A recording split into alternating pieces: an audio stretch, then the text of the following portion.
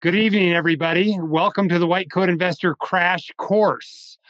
This is our first time doing this. A lot of times when I do these online things, I try to recreate presentations that I would give if I came out to see you at your county medical society or your medical school or at your residency or something like that. We're trying to do something a little bit different this time, a little bit shorter, maybe a little more geared to beginners, but still with a substantial Q&A session afterward. I'm here with Andrew Paulson. Andrew is one of the co-founders of studentloanadvice.com. Thanks for being here, Andrew. Thanks for having me, Jim. Looking forward to it. Yeah, he's got a very important part of the presentation later. I know a lot of you have student loan questions, especially after passage of the One Big Beautiful Bill Act just a few weeks ago. Student loan management has almost completely changed. So he's going to go over that, and I'm sure there will be some questions for him to answer in the Q&A session afterward. Okay, so the way you ask your questions tonight, you see the chat at the right of your webinar. You can just type them in there, and we're going to get to as many questions as we can tonight. I also want you to notice a couple of things over there. There is both a handout, that is a financial plan template that you can download. There is also an offer that we're going to be talking about more. It's a special price on our flagship online course. It's our Fire Your Financial Advisor course. But let's get into this presentation and let's have a great time tonight. I don't know what you sacrificed tonight to come to this. I bet most of you sacrificed something. I'm sacrificing a hockey game. I only found out 48 hours ago. I've got the first round of my playoffs for my summer hockey team. So we're all sacrificing something. I'm happy to be here. I think something like 6,000 of you signed up for this webinar. Only the first 1,000 that get in here are going to be able to watch it live today. But as soon as it's over, we're going to send you the whole thing by email. Okay, so we got this cool new software, and the whole crash course is going to be emailed to you as soon as we're done tonight. So yes, that's usually the first question we get on these sorts of presentations. Is this being recorded? And it is. All right, let's get some slides up here, shall we? Okay. As I said before, this is the financial crash course. Okay, if you just wandered in here, you don't know a thing about White Coat Investor, that's fine. We're glad you're here. There's no assumption here that you've read a financial book or that you've read 1,000 blog posts or been listening to the podcast for 2 years. This is your crash course. Okay, we're going to get you up to speed as fast as we can and point out other resources that you might find very useful in your journey to become financially literate and financially disciplined. Frankly, the combination of those two things are so rare in our society that if you have them both, it's like having a superpower. You'll look around and wonder, why isn't everybody doing these things? And well, that's why, because it's actually pretty rare to be both financially literate and financially disciplined. Okay, so what we're going to talk about tonight, we're going to talk about crushing debt. We're going to talk about investing with confidence. We're going to talk about becoming a multimillionaire. Now, I know a lot of you are doctors. This isn't just for doctors. In fact, there's very little about personal finance and investing that's truly doctor specific. I try to point out what those things are when they come up. But certainly there's no requirement for you to have attended medical school to come to this crash course tonight. Okay, a few disclosures and disclaimers I'd like to get out of the way at the beginning of any presentation like this. The first one is, why am I giving the presentation? Well, my name is Jim Dahle. I am the founder of the White Coat Investor. And the reason I founded it was because I became financially literate relatively early in my career and realized nobody was teaching this to doctors. I got mad. It seemed like every interaction I had with financial services industry ended badly. I got ripped off by a recruiter, a realtor, a lender, insurance agent, a financial advisor, even an appraiser. And so I hit the books. I lived across from a used bookstore. I checked out or bought every, financial book I could find. Most of them were terrible. A few of them were good. And after a while, I realized all the good ones were saying the same thing and started participating on the internet. And long before I started the White Coat Investor blog in 2011, I was actually doing this work with doctors on forums, like the Student Doctor Network forum or the Bogleheads forum or the Sermo forum, those sorts of forums. So all in, I've been doing this for about 20 years, helping doctors get out of debt, helping doctors build wealth, helping doctors, maybe most importantly, concentrate on what really matters in life: their patients in practice, their family, their own wellness. Because I firmly believe that a doctor with his or her financial ducks in a row is a better doctor. Now, over the years, I've been mentioned in Forbes and Medical Economics and CNN and Medscape and Doximity and the New York Times and US News and World Report, all these places. But truthfully, I'm not here to get famous. I'm not here to get rich. I'm here to help you become financially literate, financially disciplined, financially happy, so you can springboard from there to having the best life that you possibly can. Okay, a few more disclosures we should make. Um, there's a website. It's called White Coat Investor. It's at whitecoatinvestor.com. We get like 8 million annual visits a year to it. Okay. It's the most visited physician specific financial website in the world. Same thing with the physician financial podcasts. The White Coat Investor podcast is the most frequently visited one. And of course, I've written 4 books. You can see them down there. Our asset protection book, the original White Coat Investor Doctor's Guide, the Financial Boot Camp, and the Guide for Students. So we try to give away to first-year medical and dental students every year. We also have some online courses. You can see there. We'll be discussing our flagship one in a little bit more detail later today. Okay, but what?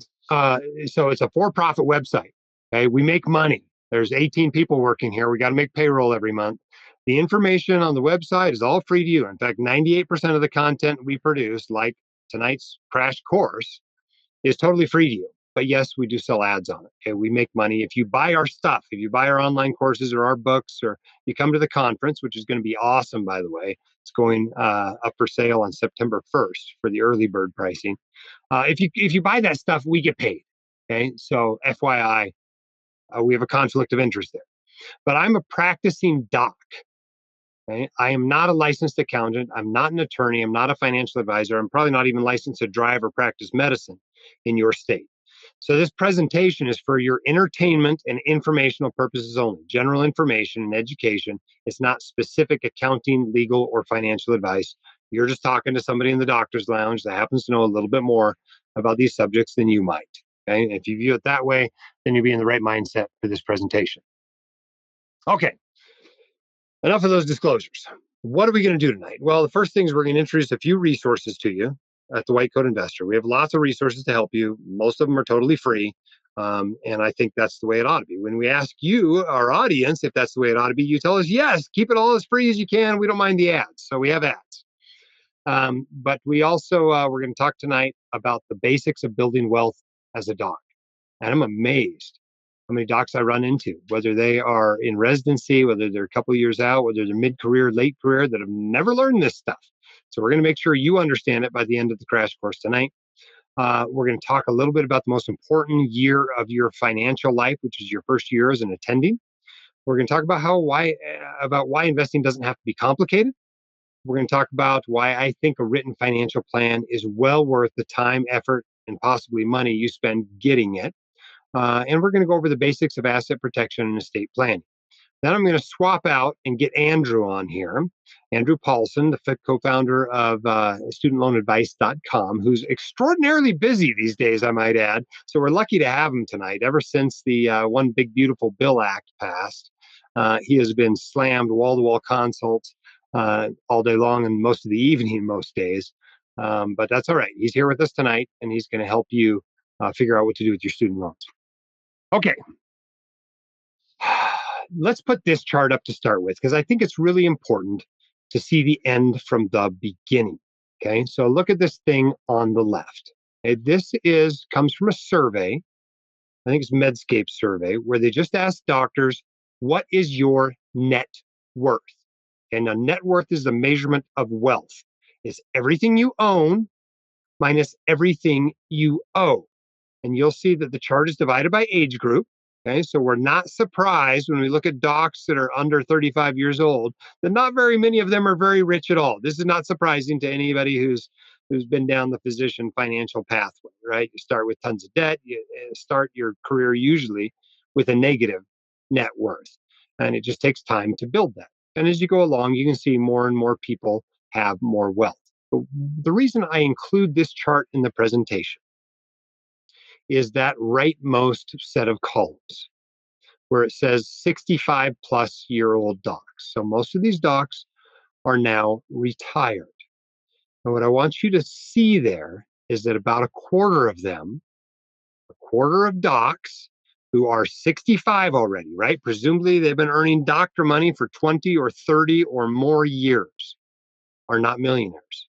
And I think that's a real tragedy because I think it means the doctor's been struggling and struggling and struggling throughout the career and is likely to continue to do so in retirement. It just is not that hard to become a millionaire by the end of your career as a physician. It's a very low bar. I'm going to help you not just do that, but to become a multimillionaire. But this is why, because a quarter of doctors are not being financially successful during their lives, which means they're financially stressed, which means they're often burned out, which means they're not giving as good a patient care as they can, which means their personal wellness isn't as good as it can be, which means they're not present for those things in the lives of their family that really matter. So I don't want that to be you. I don't want you to be one of those docs that gets to the end of your career and you're like, wow, my net worth is $420,000.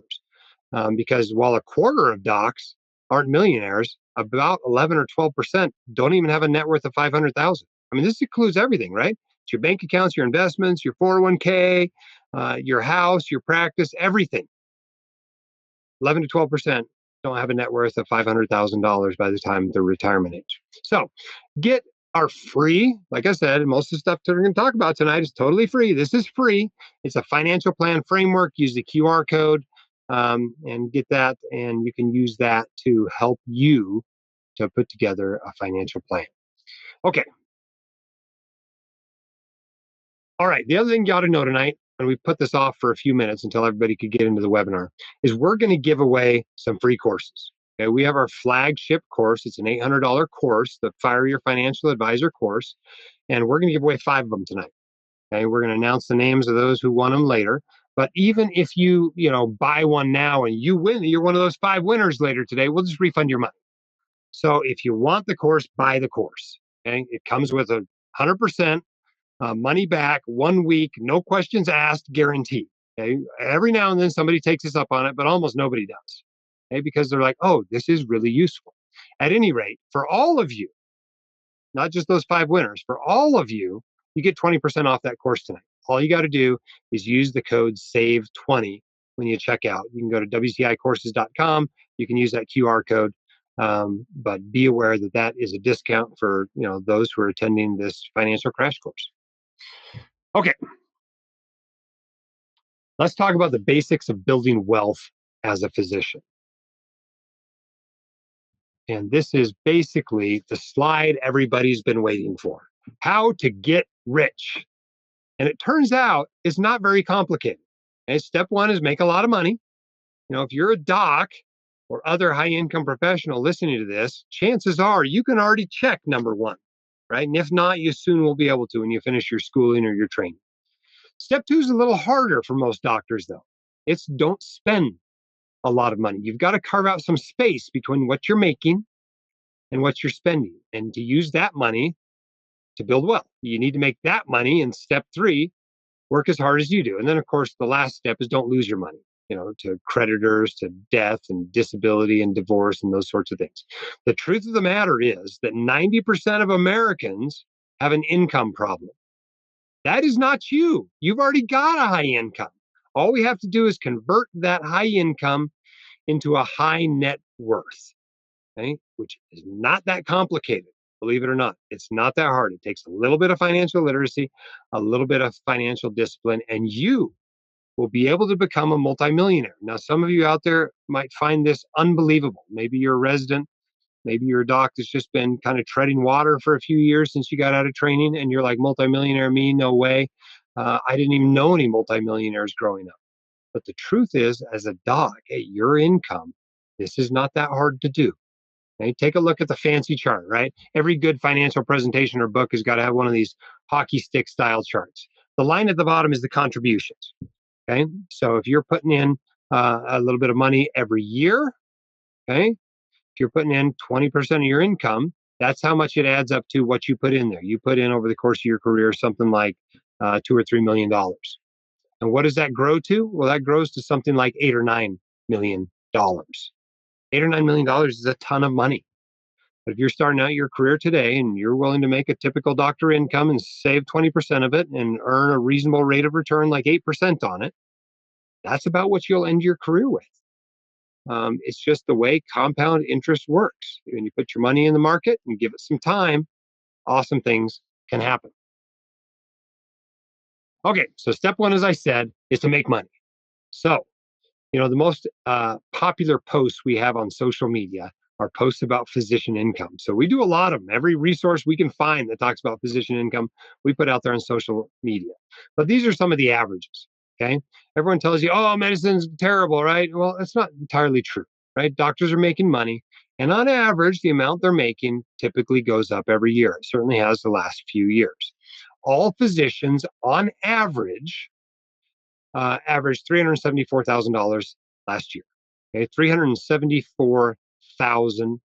It's a lot of money, and something like half of them made more than that. I mean, I know it's an average, not a median, but lots of docs made more than that. That's my point. And you can have a pretty nice life on $374,000 a year. So that's step one. Step two is to not spend it all. I tell you, save 20% for retirement, right? So 20% of $374,000 is about $75,000 a year. If you'll put away $75,000 a year for retirement for 80 years or for 30 years, and you'll earn 8% on it, you'll have something like $8 or $9 million when it comes time to retire. You're going to retire very comfortably. You're going to be able to help all the people you care about, and you're not going to have to worry about running out of money. You'll maintain your lifestyle that you established during your career, during retirement. You're going to have an awesome financial life. Right. So step three is to invest that $75,000 wisely. Right. You got to make the 8% per year. But if you do that after 10 years, you've got 1.1 million. Okay. Obviously, if you adjust it for inflation, it's a little bit less. You can see those inflation adjusted numbers there.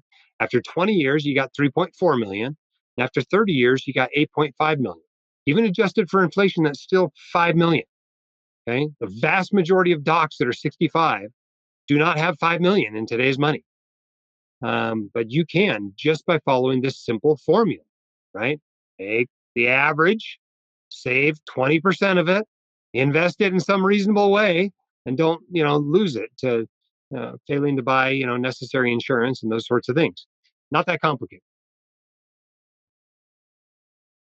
But this is the greatest task of your financial life. Is saving up a retirement nest egg. It's a big chunk of money, and a lot of people are surprised how big that chunk is. The way the math works is that you need about 25 times what you spend. So if you're spending $100,000 a year, you need 2.5 million. If you're spending $200,000 a year, you need 5 million. If you're spending $300,000 a year, you need 7.5 million, and so on and so forth.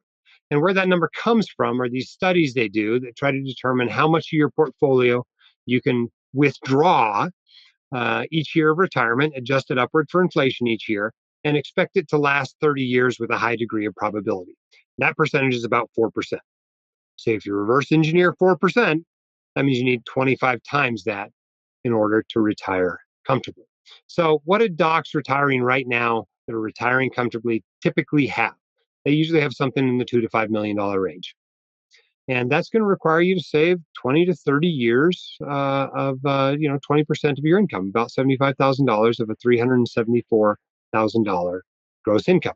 And of course, every year you don't do that pushes back the retirement date by a year, right? It's a lost year. The $400,000 mistake, whatever you want to call it, right? So try to start from the very beginning. Yeah, if you miss a year or two, you're probably still going to get to a very good place. You skip the first 10 or 15 or 20 years, well, you may not be getting to that same good place. It's still worth starting late, don't get me wrong, but starting early certainly helps. Some people don't want to work in medicine for 30 years. They don't even want to work in medicine for 20 years. It is possible to get to financial independence where you don't have to work anymore, where your money can support you the rest of your life. It is possible to get there in less than 20 or 30 years. It's pretty, I don't want to say guaranteed. There's no guaranteed pathways in life, but it's a pretty guaranteed pathway to get there in 20 or 30 years doing what I just told you to do. But if you want to get there faster, that is possible. There's a few strategies you can use. One is to earn more. Right? If you're making $800,000, it's easier to build up a big nest egg than if you're making $374,000. You can save more. There's no rule that says you can only put 20% toward retirement. Some docs are putting 25, 30, 40, even 50% of their gross income toward retirement. And of course, it's just math, right? You get there faster if you put more money in there. Sometimes people pick up an entrepreneurial side gig. They boost their income or they build some equity in something, and that really helps them get there faster. And of course, you can take on more investment and even leverage risk, meaning borrowed money that gets invested to get there faster.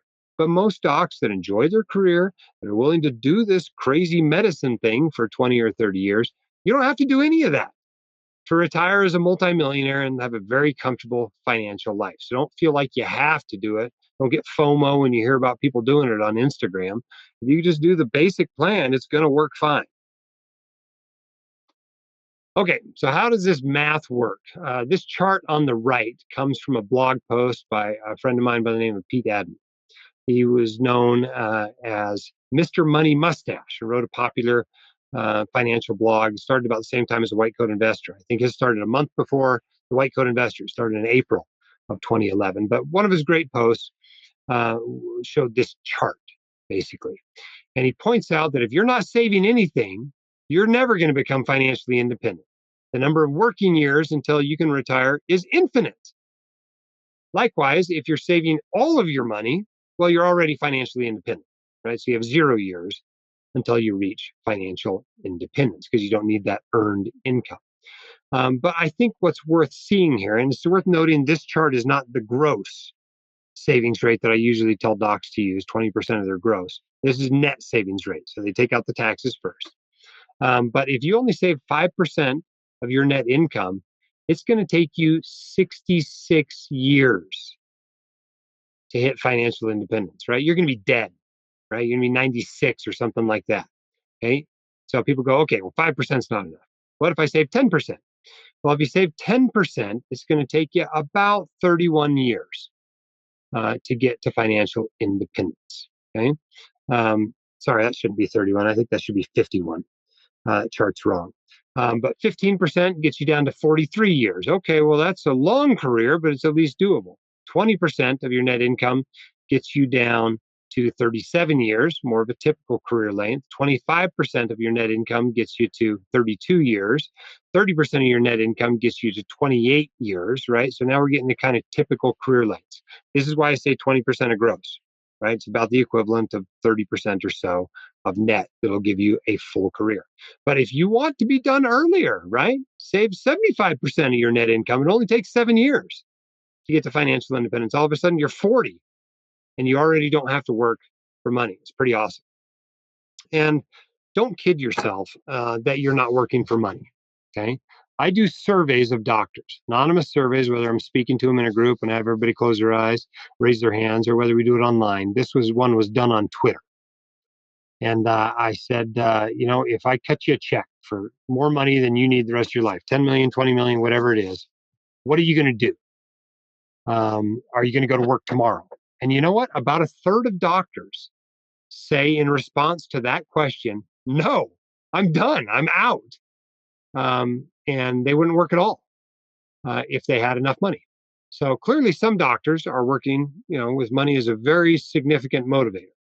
But even so, a whole bunch of them say, about 50% of them or so, a little bit less than that, say, yeah, I'd cut back though, right? I'd drop some of my call. I wouldn't do some procedures I don't like doing. I'd take Wednesday afternoons off, or I'd work 3 days a week, or I'd quit working overnight shifts or whatever, right? So in part, those doctors are working for money.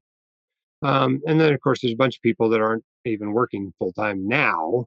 And of course, a few people that answered the survey that weren't docs. So the bottom line, though, is only about 10% of doctors, if you cut them a check for 20 million bucks, would keep working exactly the way they're working now. So don't feel guilty that you're working partly for the money. Most of us are working partly for the money.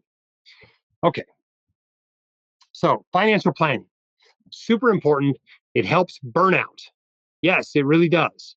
A financial plan helps you to align your values with how you spend your time and how you spend your money. It makes you financially independent earlier. And I can tell you this, as one of those people for whom practicing medicine is optional, it's way more fun when it's a well-paid hobby than it is when it's something you have to do to make the Tesla payments and the boat payments and the student loan payments and getting your kids through private school or whatever it is you're spending money on. It's a lot more fun when you don't have to have the income from it. Financial planning helps you get to that point. It also helps decrease your fixed expenses so you can live on less. It gives you walk away money, right? That's what we call it in polite company, like this presentation. You may have heard a different term for that amount of money that allows you to just tell your boss to shove it. But what I want to encourage you to do throughout your career, when you have a career question, how you're going to work, what kind of call you're going to take, et cetera. The most important factor is how long you can work, how long you can enjoy this. Because the biggest financial risk to your career, it's not disability, it's not the market tanking, it's you not being able to do the career, right? Because you're burned out. The burnout percentages. Look at this thing on the right? This chart on the right, I think this is from a Medscape burnout survey. And if you look at the bottom of that, the percentage of doctors where burnout has a strong or severe impact on my life, right? That's 36 to 50%. It's a little worse for the older docs than it is for the younger docs, but a third to 50% of docs, right? This is a huge risk for you that you're going to end up with severe burnout at some point during your career. So start from the beginning, recognizing that risk, optimize your career for longevity. When you have a hard decision you're facing, ask which one of these is going to allow me to practice longer. And that should probably be the decision you make. Okay, let's talk about that really important year in your financial life. That first year as a new attending, right? You spent your 20s in school, you spent a few years in training, 3 to 7 of them, and finally, you're going to start making the big bucks. That year is super important. In fact, if you told me what you did with your money in that first year out of training, I could predict the rest of your financial life with surprising accuracy. So, what I tell docs to do, some of them don't want to do it, but what I tell docs to do is the 4 most important words in this talk: live like a resident. What am I talking about there? Well, you know what residents make, right? And these days they're making a lot more than they were making when I was a resident. It's $70,000 or $75,000 or something like that right now. It's what you're making as a resident or a fellow, and you're living on it, right? All your peers are living on it. The average American household is living on it. That's about what the average American household lives on. So I'm not telling you to, sleep in the gutter and, eat nothing but rice and beans. You can have a halfway decent life living like you lived as a resident. But that's what we're talking about. Okay. So how does this work? Well, this really is the secret to accumulating wealth rapidly as a doctor. And I'm not telling you to live like a resident forever. Okay. This is a 2 to 5 year period. The worse the financial situation you're in, maybe you need a period closer to 5 years. I think most people, the period they need to live like a resident is probably closer to something like 2 years. Okay. But it's this 2 to 5 year period at the beginning of your career where you're being very deliberate with your money to set yourself up for future financial success. So you're earning like an attending, you're earning like a doctor, but you're living like the average American household, like a resident. And then you take the difference between those numbers. You use it to pay off debt, like your student loans. You use it to build wealth. You use it to create that awesome financial life that you've been wanting for so long. Okay, so how do the numbers work? Well, let's say we got an attending salary of $300,000. Your resident salary was $60,000, so that's 300 gross, 225 net. Yeah, this is depressing, by the way, for lots of you who are not out of training. You're going to pay more in taxes as an attending than you made as a resident. Okay, so just be aware of that. 225 net, and net after taxes. You know what? Forget it. You don't have to live like a resident. All right, you're already getting depressed that I told you that. Give yourself a raise when you come out of residency. Give yourself, I don't know, a 50% raise. That would be huge in corporate America to get a 50% raise. So don't live on 60,000, live on 90. Okay? That still leaves you $135,000 a year to build wealth with. So if you owe a couple $100,000 in student loans, how quickly can that be gone? Well, less than 2 years. because you're throwing $10,000 a month at it. They go away very quickly when you do that. Okay, so that's the live like a resident concept. That's what I recommend you do for a short period of time after you finish your training to really set you up on an awesome financial path. Don't assume this is something I expect you to do for 10 years or 20 years, right? Part of the fun, part of the benefit of what you spent your life doing and what you work very hard for every day is to have a high income. And I want you to be able to spend most of that throughout your career and enjoy it. If you're putting 20% away later for retirement and you want to spend the entire other 80% on just fun stuff, knock yourself out. I'm perfectly happy with it. Okay. But at the beginning, try to control yourself a little bit, grow into that income as slowly as you can. Always carve 20% out for retirement, and you'd be amazed how quickly you can build wealth as a doctor. Okay. All right. This is a little bit of a complicated sheet. And the reason why is because most doctors, when they come out of training, have a limited amount of cash. Even with this newfound high income, they have a limited amount and they have all these great things to do with their money, right? There's all these great things. Like they might not really have an emergency fund, right? They might have some high interest debt, a credit card or something like that that they've been carrying around since they're a medical student or something. They might have a car that's seriously on its last legs. It's a total beater. It's about to die. It needs to be replaced. And now they can finally do it, right? They might want to save up a house down payment for, their Dr. Dream house. They want money, might want to get going on retirement, max out those retirement accounts. They're probably moving. Okay. They might have a car loan they need to pay off. They might have want to do some Roth conversions of tax deferred accounts from residency. If there was a bunch of money put into your, tax deferred 403B during residency, this is a great time to convert it at a relatively low tax rate as soon as you're coming out of residency. Maybe you want to pay off your student loans. Maybe you're getting married, you want to go on a honeymoon, whatever. Okay, but the point is, you got more good things to do with your money than you have money.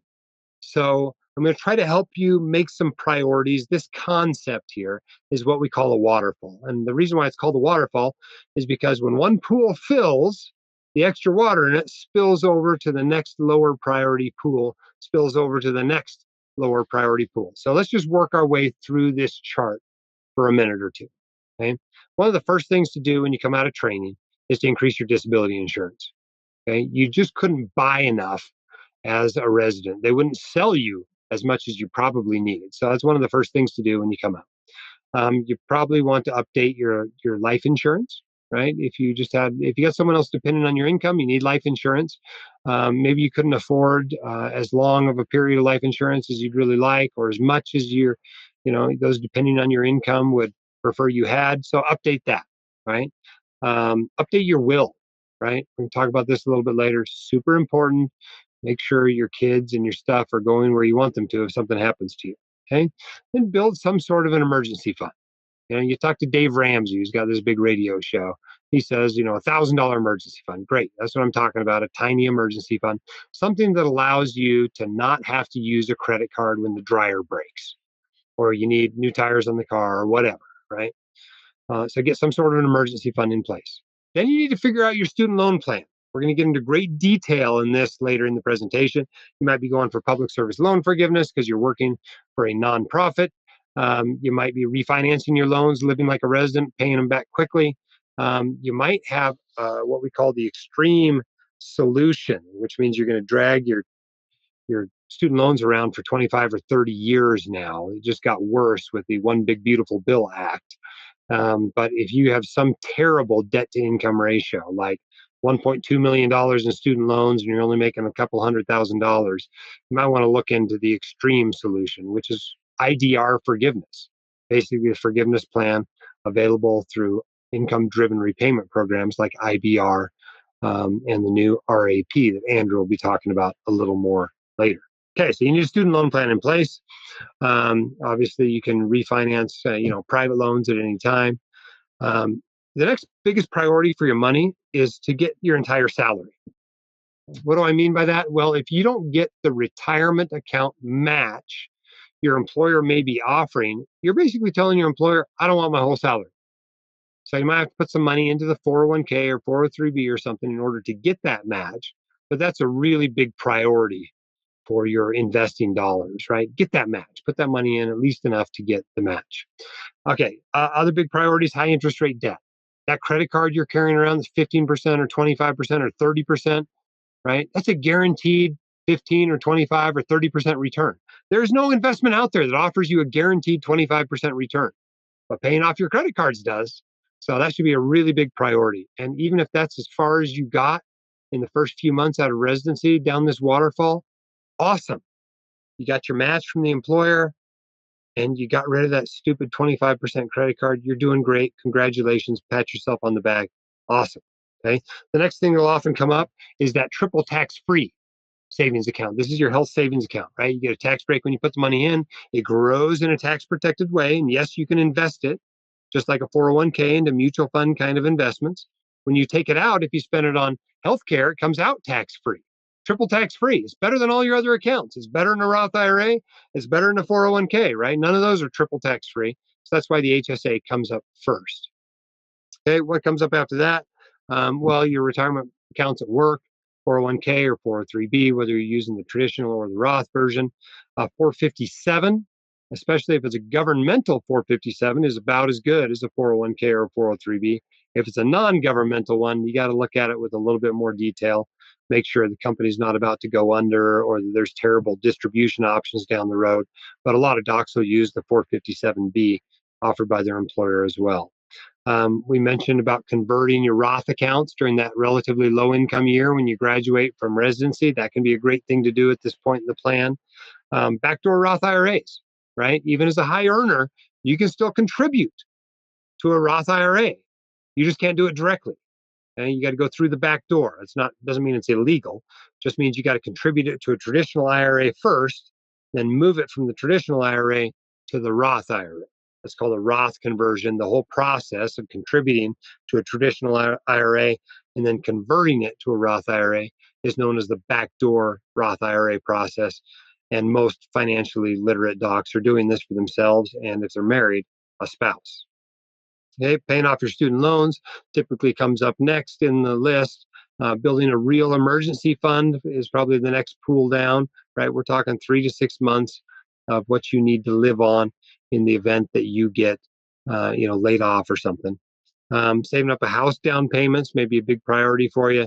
The nice thing about being a doc is you can qualify for doctor loans and can actually buy a house without paying private mortgage insurance, without coming up with a big house down payment. But that's often a priority for people. And then, of course, you can always invest more in a taxable account. You can always pay off that mortgage. You can always pay off low interest rate debt. But at this point, we're getting down to kind of the lower priority stuff. So it's hard as a new attending, right? There's so much good stuff to do, and you just don't have the money to do it. The fun thing about it is, though, if you do a good job managing this stuff and you do the best you can, you get as far down the waterfall as you can every year, stuff starts dropping off the top of that waterfall, right? And eventually you're debt free and you got no debts to pay on. You got this extra income that used to be going toward payments, and you can get down toward the bottom of the waterfall, but it might not be the first few years after you come out of training. Okay, so other important financial tasks to do as a relatively young intending: buy or increase your disability insurance. You might need to buy a new policy, or you might add on a group policy from your new job, or you might take that policy you bought as a resident or a fellow and exercise what's called the future purchase option on it, especially if you develop a medical condition that might keep you from getting insurance, or you took up rock climbing or scuba diving or something. Those sorts of things you might want to consider exercising your future purchase option. Increase your term life insurance. We'll talk about that briefly in a minute. Update your will, update any beneficiaries, right? If you got married or you got divorced, you probably don't want the same beneficiary to get, the proceeds of your life insurance or your retirement accounts or anything else that you can name beneficiaries on. Okay. A few words about disability. Okay. The reason disability insurance costs so much is because it gets used. Okay? Doctors actually get disabled all the time. Now, I've only been disabled once in my life. I fell off a mountain about a year ago, and I didn't work for a couple of months. I wasn't disabled for a full 90 days, and I didn't have disability insurance anyway. I canceled it when I became financially independent. But people become disabled all the time. And it's usually not from falling off a mountain. It's usually not trauma. It's usually a medical issue. They come up with testicular cancer or breast cancer or heart disease or some neurologic problem or a tremor that keeps them from operating or whatever. This stuff happens all the time. Okay, but there's a 1 in 4 chance that a 20-year-old will have a disability lasting at least 90 days during their working years, disability bad enough to keep them from doing their job. And if it lasts at least 90 days, there's a 34% chance that the disability will last at least 5 years. And while being out of work for 90 days might not be a financial catastrophe, for most of us, being out of work for 5 years is. And you should insure against it. Okay. If you don't have disability insurance, if this is like news to you that most doctors out there are carrying around a disability insurance policy, it's time for you to get a policy. The easiest way to do it is that QR code you see on the page. We've got a list of vetted agents, people that are helping docs all day long, all year long. They know the ins and outs of disability insurance. Yes, they get paid a commission if you buy a policy. You can't buy a policy without paying a commission. And we get paid as well. Okay, so I got a conflict of interest here, right? By referring you to those people, we get paid. It's a part of how we support the white coat investor. But if you need disability insurance, go buy disability insurance. These are the best people we know of to buy it from. They know the ins and outs of the industry. They'll help you get the right policy the first time. Okay. All right. Enough on disability insurance. Term life insurance. The big question I usually get from people is how much do I need? How much life insurance should I buy? Well, you got to decide what you want that money to do in the event you die. Like some people are like, I don't want my spouse to ever have to work again. Well, then basically you have to make your spouse financially independent with your life insurance, right? If you got nothing in your nest egg and you figure financial independence is 5 million, well, you need $5 million term life insurance policy. Okay. Basically, you take 25 times your annual expenses, and that's what it would take to make your spouse financially independent. Maybe you just want it to pay off the house. Maybe you just want enough to put the kids through college. Keep in mind, you don't necessarily have to take enough out to cover your student loans, because federal and even most private student loans actually go away if you die. So add all that stuff up that you want your life insurance to do, or what you want money for in the event that you're not there anymore. Maybe round it up to the nearest million, because this stuff's pretty cheap. It's way cheaper than disability insurance. And buy that amount, and buy a policy that lasts until you expect to be financially independent, 20 or 30 years, something like that. That amount is usually going to be something like $2 to $5 million for most docs. When I was a working doc, well, I'm still a working doc. Before I was financially independent, we carried a little over 2 million. That's what we carried. Inflation's been happening in the last few years, so maybe you want a little more than that. But that's the way you calculate how much you want. But if someone's dependent on your income besides you, you need some term life insurance in place. Okay. Again, same list of agents can sell you a term life insurance policy. Highly recommend. Okay. Let's talk about investing. Boy, everybody gets excited about investing. Nobody wants to talk about insurance. Insurance is boring, but investing is exciting, right? Because there's all this different stuff you can invest in. But the truth of the matter is, investing is like the easiest part. It's not even that complicated. And you can truly have a very simple investing plan, especially in the beginning of your career. It just doesn't have to be that complicated. Okay. And truthfully, what you invest in doesn't even matter that much, especially in the beginning. But what a lot of people don't understand, because they get so fixated on the different investments, is that the real way to have a bigger retirement account, to have a bigger nest egg, to have more to support you in retirement, is not to pick the right investment. It's to put more in the account. The reason why people, docs get to be 65 years old and aren't millionaires is because they didn't put anything in the stupid account. It's not because they picked the wrong investments. Okay. So put the focus where the focus really needs to be. Time in the market matters more than timing the market. Don't try to get it exactly right. Buy it at the lowest, possible opportunity you can. Just put money into the market regularly. Invest throughout your career and recognize that your crystal ball is just as cloudy as mine. You have no idea if the market's going to go up or down the next 3 months or the next year or next 5 years or whatever. But you know what? We have a pretty good idea what it's going to do over the next 20 or 30 years. It's going to go up. Okay. And so you want to be in the market as it goes up over those 20 or 30 years. Okay. So the truth is, getting a slightly higher return because you picked the very best investments has actually a much smaller effect than just boosting how much you put in there. boosting how much you make, boosting that savings rate, the percentage of your money that you make that you save for retirement. That's where the big bang for your buck is, especially early on in the process. And the other thing you ought to do is just recognize that for a lot of you that are getting started investing, here's your two best investments. Okay. The first one is not leaving part of your salary on the table. For a lot of you, if you will put a certain amount of money into your 401k or your 403b, your employer will match half of it, right? So maybe if you put in $6,000, they'll put in $3,000. That might be kind of typical for a physician 401k. $3,000 they'll give you, but the only way they'll give it to you is if you save for your retirement. So put that money in your retirement account. Don't leave that salary on your table and get it. And then figure out how the stupid 401k or 403b works. Okay, if you ask HR for it, they're legally required to give you the plan document. So ask them for it. And then when you get it, read it. Figure out how your 401k and your 403b work. They're all a little bit different.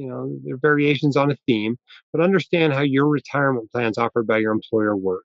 And of course, make sure you put enough in there to at least get the match.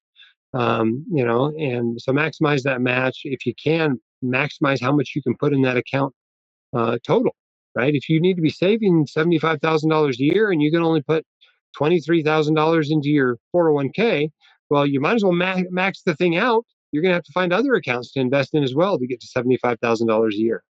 Okay, so that's point number one. Get your match. Point number two is if you have debt. Okay, paying off debt gives you a guaranteed rate of return. Now, there's an exception, right? If you're getting your rate subsidized or something through some sweetheart deal on an income-driven repayment plan, or you're expecting to get your loans forgiven, like public service loan forgiveness, well, then paying it off doesn't give you a guaranteed rate of return. But all the other debt does, right? If you got a 3% mortgage, well, you earn 3% by paying it off. You got a 6% mortgage, you earn 6%. You got a 10% car loan, you earn 10% by paying it off. You got a 15% credit card loan, that's a guaranteed 15% return. And chances are very good that that's your best available investment. So if you have this high interest rate debt, please pay it off. It's a great investment. It's a great use of your money. Okay, use retirement accounts. Retirement accounts are awesome. They're really a gift from the government. Okay, most people who tell you not to put money in retirement accounts or are telling you to take money out of retirement accounts earlier than you have to are trying to sell you something. Okay, there's basically two varieties, right? There's a tax deferred type where you get a tax break when you put the money in, okay, and then it grows in a tax protected way. And when you take the money out, you got to pay taxes on it. Okay? The other type is a Roth account, named after Senator William Roth, who introduced Roth IRAs in like 1997 or something. Okay, this is a tax-free account. You don't get the tax break when you put the money in, but all the growth in there is totally tax-free. So when you take money out of the account, everything comes out of the account in retirement tax-free. So both are great accounts, but the point of them is that both of them are better than what happens if you're not using a retirement account. Your money grows slower in a non-retirement account, a taxable account. Okay, it grows faster in a retirement account because you're getting that tax-protected growth as you go along. It also has another great bonus that a lot of docs appreciate. We call that asset protection. We're going to get into it a little more later in the presentation. But asset protection is basically what you get if you have to declare bankruptcy because you had some crazy, judgment against you for malpractice and your insurance couldn't cover it. And, they sue you for the remainder of that judgment and you say, I don't have it. You declare bankruptcy. And guess what? In every state in this country, if you declare bankruptcy, you get to keep what's in your 401k and 403b. So it's a pretty awesome reason to max out those retirement accounts. The first question most people ask is actually maybe the most complicated question in personal finance and investing, which is, should I do Roth contributions? Should I do tax deferred contributions? And it's super complicated. I got a long blog post about it. If you go to the website at whitecoatinvestor.com and search, Roth contributions or anything like that, you'll find blog posts that talk about just how complicated this decision can be. But there is a rule of thumb. It's not perfect, right? There's exceptions to it. But in general, when you're not in your peak earnings years, you should use Roth accounts, like when you're in residency, for instance, or the first year out of residency, or if you're having a sabbatical or something like that, you're making less money that year, Roth is the type of account to use that year. And then if you're in your peak earnings years, that upfront tax break is super, super valuable to you. There's a good chance you'll be able to take the money out at a lower tax rate later. So the rule of thumb is tax deferred in your peak earnings years, Roth in all the other years. But there are exceptions. Probably the main one is if you're trying to kind of game the system and lower your income to minimize how much you pay on your student loans so you can maximize your public service loan forgiveness. That's a good reason to maybe do a tax deferred contribution, even though you might end up paying more taxes later. Maybe the amount you get forgiven in your student loans will be worth it. Okay. If I could do it all over again, until I had, I don't know, $100,000 maybe, I would probably just stick it all into what we call a target retirement or a life cycle fund. And these are offered in just about every 401k and IRA in the country. It's a fund of mutual funds. Okay. It's basically a set it and forget it kind of automatic investment, right? They diversify your investment. It tends to be low cost because they're usually index funds, especially if you're buying one from Vanguard, Fidelity, Schwab, iShares, et cetera. They're broadly diversified. They automatically adjust as you move toward retirement. So you're getting a little bit less risky as you go along. They automatically rebalance. And the beautiful thing is if you're investing in retirement accounts, even if you change your mind later about what you want to invest in, there's no tax consequences to changing it. When you get to the point that you're investing in a taxable account, maybe these target retirement funds aren't the best way to do it, and you're going to have to roll your own a mix of investments or asset allocation. But in the beginning, you can keep it ridiculously simple. Lots of people literally use one mutual fund.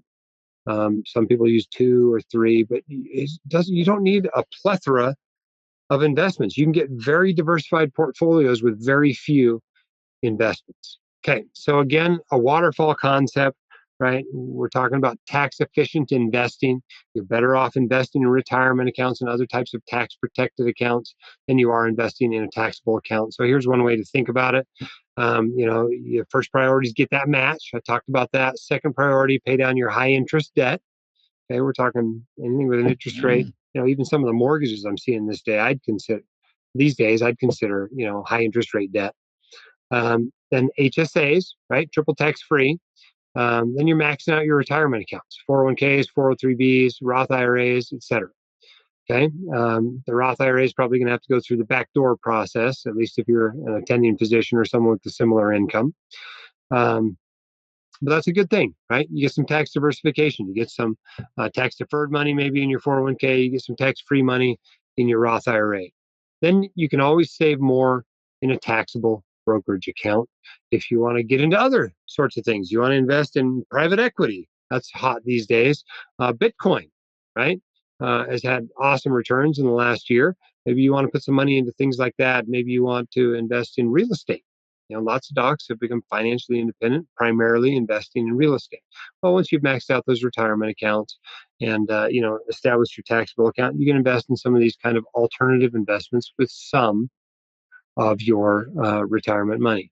Okay. And then at the bottom of the list, you might want to pay down low interest rate debt as well.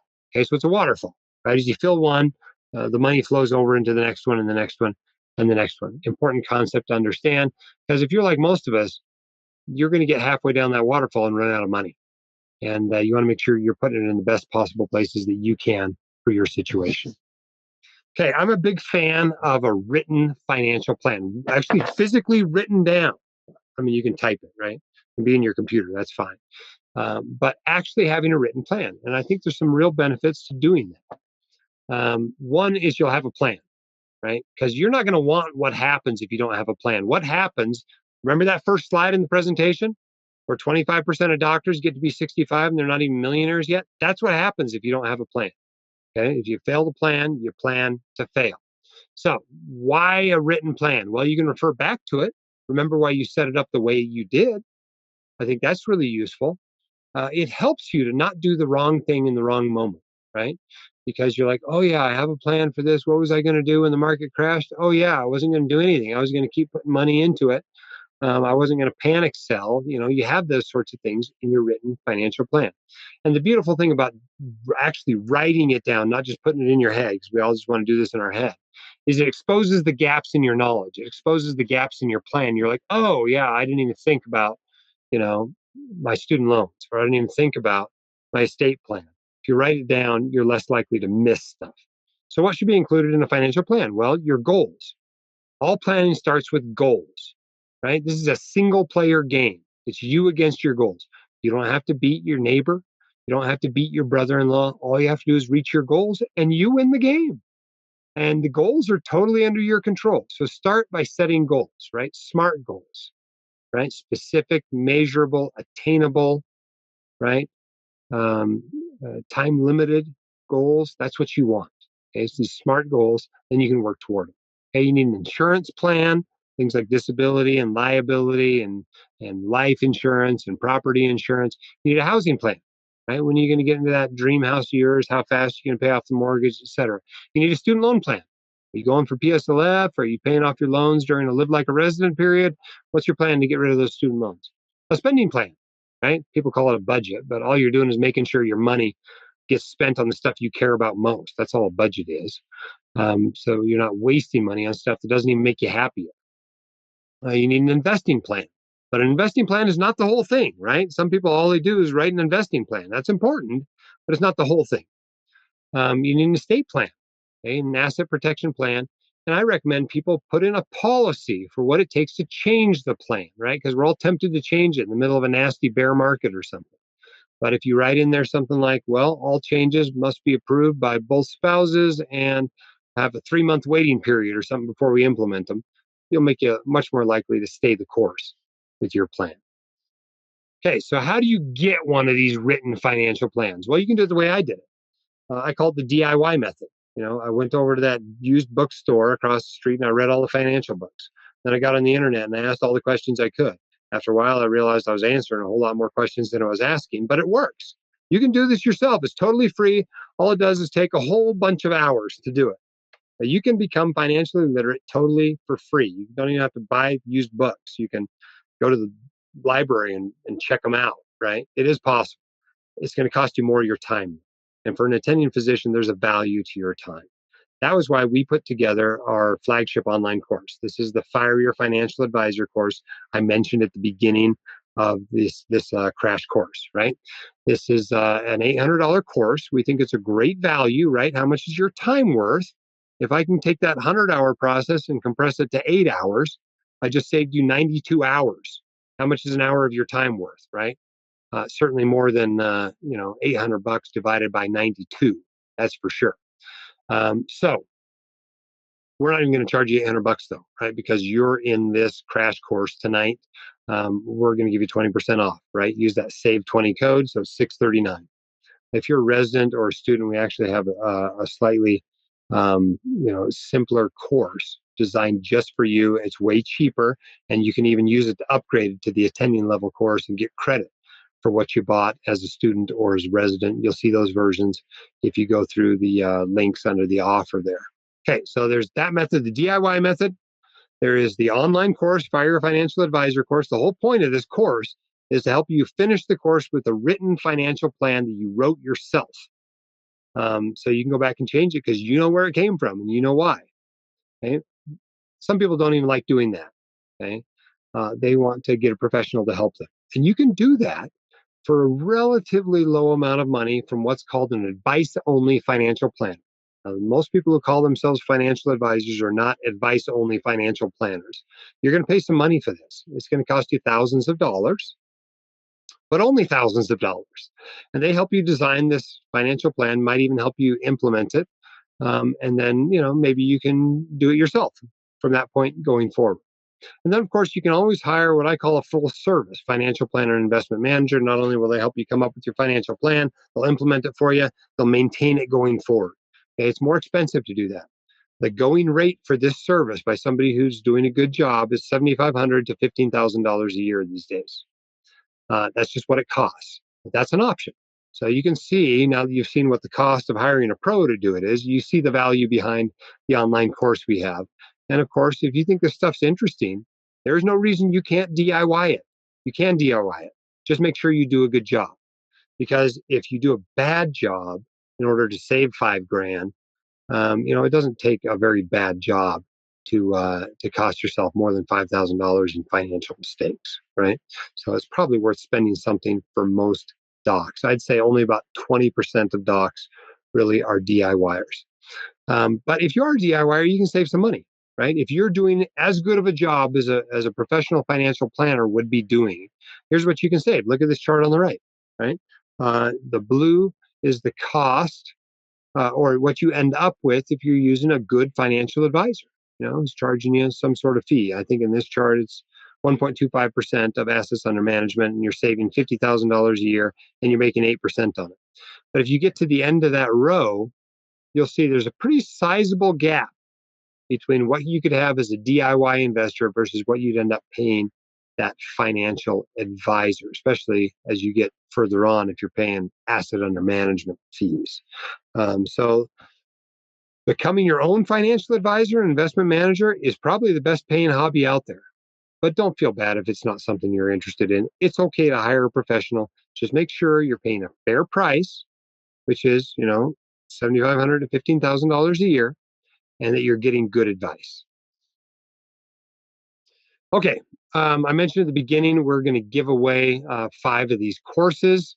As I said, there's a student version, there's a resident version. What we're giving away tonight is the attending version of the course. There's also a version that qualifies for CME if you want it. It costs a little bit more. It's 20% off today too.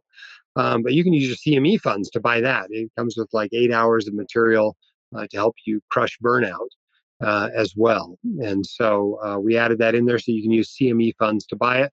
And then we found out that a whole bunch of people really liked the wellness burnout crushing material as well. So those are the 4 versions we offer. And lots of people say nice things about it. Like, here's a couple of testimonials. This doc said, I've been able to become a millionaire 3 years post-residency because of this course. That's pretty awesome. Another one said, this course is amazing. I think it's the best one-stop shop I've come across for all things personal finance and investing. Like I said, the course is totally, comes with a 100% money back, no questions asked, 1 week guarantee. But like I said, we're going to give away 5 of these. Okay. If you're not one of those 5, you can, you can get 20% off until 8/25. You just use the Save 20 code. You can scan the QR code or go to that URL and get it. Okay. Andrew, can you help me? Do you have those names, or maybe I got them here? I think I got them. Yeah, I do. It's Colleen is the first, Divya, Maria Angeline, Amit, and Landon. Hey, congratulations to you 5. So you'll be getting an email here in the next 24 hours. You'll be getting an email that'll show you how to redeem that. And thanks for coming tonight and participating in this crash course so you can, get that. If you happen to have already bought it, that's okay. We'll just refund you. Okay. We're not going to rip you off. I promise you. If you just want a course, we're not going to also take your money. We'll just give you your money back. Okay. But the rest of you, if your name wasn't called, you're not going to win it for free. You got to buy it. Here's the code to save 20% on it. Okay. Asset protection and estate planning. I promised you earlier we're going to talk briefly about both of these 2 topics. And when I say brief, I mean brief. My staff said I could only have 1 slide for each of them. I can give an entire presentation on asset protection, and I have before. So here's the very basics of asset protection. All you doctors out there are worried that your patients are going to take all your money away. The actual risk of that is incredibly low. You're far more likely to lose money to your spouse. Okay. So your best asset protection technique is actually date night, right? So don't neglect what your real financial risks are in your life. Take care of that relationship, build it, and quit worrying so much about your patients. But there's risk there, right? I mean, obviously, people make mistakes, and sometimes they get notice of claim letters like I did. I got one for my first month of residency. I got one for my second month of residency. Both of them went away, and those are the only ones I've gotten in my career.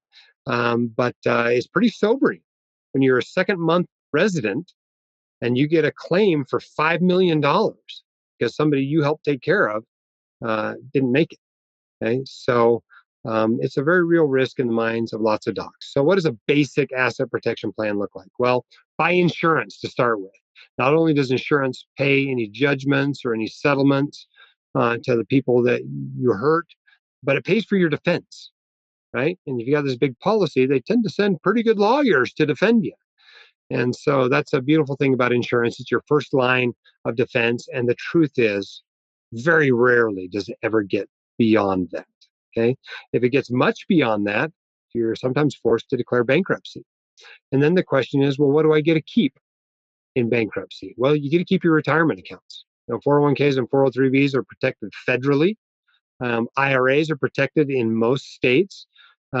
States all have unique laws regarding other stuff. If you live in Texas, you can keep 12 head of cattle. If you live in Utah, you can keep a year of food storage. Every state's got some interesting things of what you can keep in the event of declaring bankruptcy. But every state, you can keep retirement accounts. Okay, and most states you can keep IRAs. In some states, you can keep annuities and whole life insurance and those sorts of things. And some states protect most of your home equity. Other states, like mine, don't protect much of your home equity at all. So the question is, well, what do you get to keep if you have to declare bankruptcy? Another cool technique available to many of you in some states, if you're married, is to title your property properly. Okay, there's a titling called tenants by the entirety, or sometimes it's John and Jane Smith, husband and wife. And if you titled your property that way in a state that's a tenants by the entirety state, you can't lose that if just one of you are sued, because both of you own the entire property. So titling your property is important as well. And of course, you want to reduce exposure. That might mean getting rid of the Rottweiler or the boat or the ATVs or the trampoline, or just seeing fewer patients, can reduce your exposure to liability risk. And of course, when you are seeing patients, over communicate and be nice to people. It's amazing what that helps with. I had a complaint the other day from a patient that I saw in the emergency department. I stopped his nosebleed, sent him on his way. It apparently started bleeding again. He went to another ER and they ended up packing his nose. He didn't need it when I saw him, but apparently he needed it later. And he wasn't real happy about it. There wasn't a lot of risk there. But just over communicating with people about why you're doing things, being particularly kind to them and their family members, goes a long way in reducing your risk. Know your particular specialties. Malpractice, low-hanging fruit. Okay, right now in emergency medicine, it's missed strokes. Okay, you miss strokes, that can be big claims, big dollars, or you don't treat them quickly or whatever. That's malpractice, low-hanging fruit in emergency medicine. I don't know what it is in your specialty, but you should know what it is.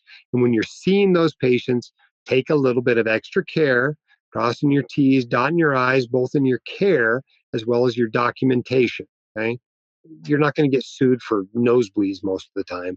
You're going to get sued for missing strokes and those sorts of things. So know what really matters when it comes to your job. Maybe it helps a little bit if you don't tell people you're a doctor, at least not, outside of malpractice liability. But be careful, because there's lots of people out there that want to sell you all these complex asset protection plans. The more complex it is, the more expensive it will be, and the less certain it is to work. Okay, doesn't mean it won't work. Maybe you do want to have some aspect of a more complex or expensive asset protection plan, but please do the basics first, and then understand exactly what your risk is before you go spending tens of thousands of dollars putting together some overseas trust or some family limited partnership or something like that in order to reduce your liability risk further. Okay. The truth is that the risk of you being sued above your limits and not being reduced on appeal is really, really unlikely. I calculated it out for emergency medicine at about 1 per 10,000 years of practice. It's not zero, but it's a pretty low number. So be careful how much money, time, and effort you spend insuring against the possibility of losing money to a patient. Okay, I got one slide on estate planning as well. That QR code will take you to a great blog post all about the introduction to estate planning. But there's basically three purposes to estate planning, right? The first one is to make sure your assets and, more importantly, your minor children go where you want them to go at your death. this is typically done with a will, right? And the most important part of a will is who is going to care for those children if you die. So if you got kids or you got more money than it would cost to bury you, you need a will. Okay? The second reason is to avoid the process of probate. Okay, and that can be costly, that can be time consuming. It's worse in some states than others. It's a public process, so people get to find out what you own. But you can do some estate planning to reduce how much of your estate goes through the process of probate. So that can be a cool thing to do. A lot of people just use a relatively simple revocable trust. And then your heirs don't have to wait months to get the assets you want to leave to them, and nobody gets to find out what you left to them. There's some benefits to that. The third reason is to minimize taxes that are paid at your death taxes.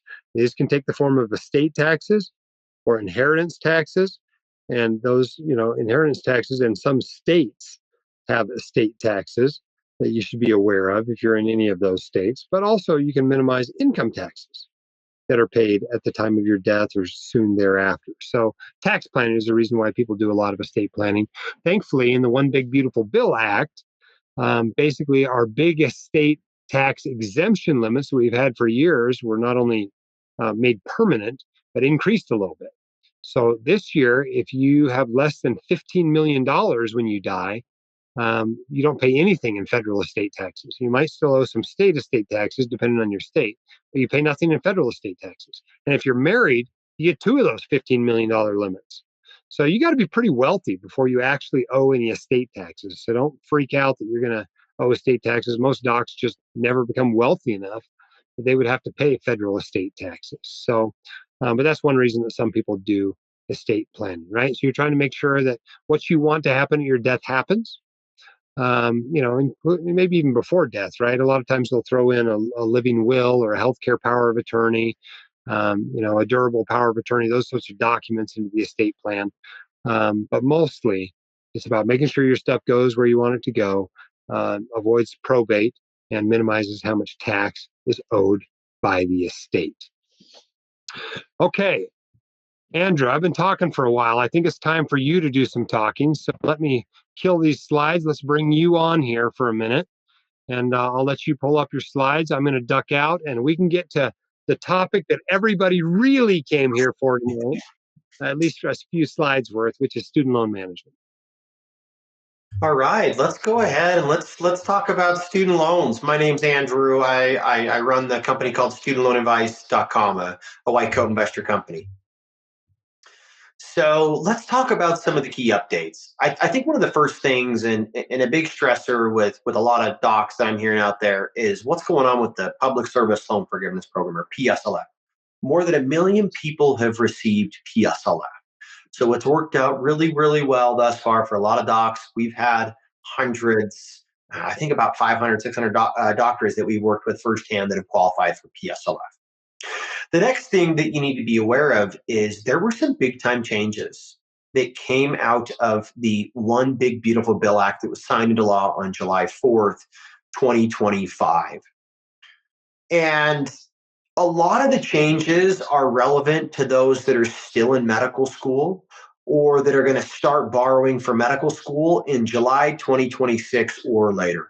But there's a couple of key things you need to be aware of if you're done with medical school, you're a trainee, or you're in practice. Number one is the SAVE program is shutting down. So that is saving on a valuable education. There's about 7 million people that are in that repayment program, and it's been in a forbearance tied up in the courts for about a year's time. And this forbearance is not initially counting towards any forgiveness program, most importantly, the PSLF program.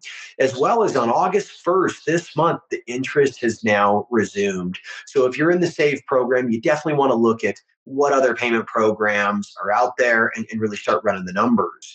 Number two is the pay and the ICR plans will be phased out by July 1st, 2028, and perhaps even a little bit sooner than that.